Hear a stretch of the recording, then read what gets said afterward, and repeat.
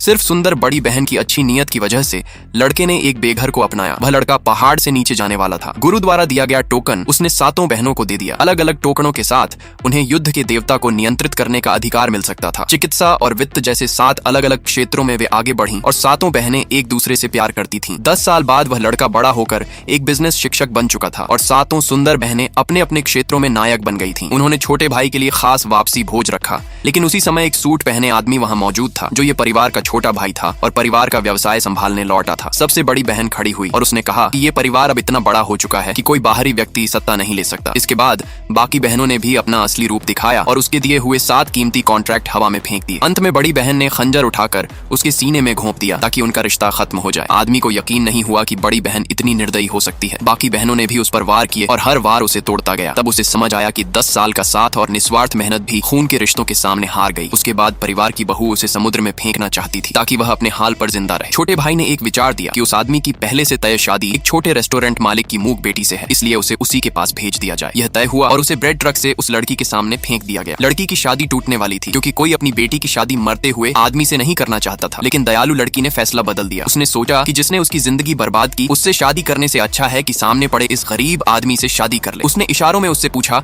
कि अगर वह चाहे तो वे साथ रह सकते हैं। आदमी ने सिर हिलाकर सहमति दी। लड़की ने अपनी सारी जमा पूंजी निकालकर उसे अस्पताल भिजवाया और शादी के दिन अकेले ही उसके साथ शादी पूरी की। इलाज के दौरान आदमी कई बार कोमा में चला गया। कुनलुन का जेट पेंडेंट उसकी जान बचाने के लिए टूट चुका था और इससे जुड़ी शक्तियां हर जगह सक्रिय हो गईं। युद्ध के देवता, दानव राजा, कुनलुन पर्वत, वॉल स्ट्रीट के वित्तीय ताकतवर लोग और अंधेरे कक्ष के स्वामी जैसे कई लोग उसकी तलाश में लग गए। इसी बीच लड़की की देखभाल से आदमी धीरे धीरे होश में आया। उसे पता चला कि लड़की ने उसके लिए सब कुछ किया है, तो उसने वादा किया कि 1 महीने में उसे व्यापार की रानी बना देगा। लड़की को अमीर बनने की इच्छा नहीं थी, वह सिर्फ चाहती थी कि आदमी ठीक हो जाए।